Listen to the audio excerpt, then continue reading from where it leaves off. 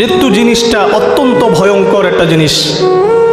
আল্লাহ রাব্বুল আলামিন এই জিনিসটাকে বানাইয়া মুফাসসিরিনে কেরাম লেখেন ৭০ বছরের বেশি নূরের পর্দা দ্বারা, আবরণ দ্বারা ঢেকে রাখছেন।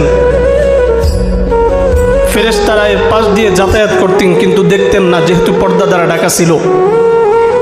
আদম আলাইহিস সালামের সৃষ্টির পরে আল্লাহ রাব্বুল আলামিন মৃত্যু নামক জিনিসটাকে আদেশ করলেন, তোমার ধানাগুলো মেলে একটু ফেরেশতাদের মাথার উপরে একটু উড়াল দাও। তার নূরের ডানাগুলো মেলে যখন ভয়ঙ্কর রূপ নিয়ে ফেরেশতাদের মাথার উপরে ডানাগুলোকে মেললেন, আজরাইল আলাইহিস সালাম ডাক দিয়া বলে, আল্লাহ, এর চাইতে ভয়ঙ্কর কোনো কিছু তুমি বানাইছো? আল্লাহ রাব্বুল আলামিন আজরাইলকে বলে, এর দায়িত্ব আমি তোমাকে দিয়ে দিলাম। আজরাইল আলাইহিস সালাম বললেন, এই ভয়ঙ্কর জিনিসের দায়িত্ব নেওয়া আমার দ্বারা সম্ভব নয়।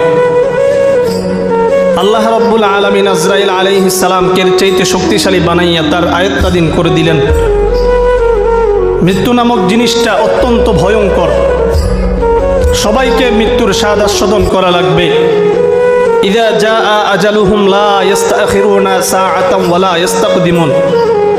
নির্দিষ্ট সময় যখন হয়ে যাবে, তার থেকে 1 সেকেন্ড সামনেও আগানো হবে না, 1 সেকেন্ড পেছনেও নেওয়া হবে না।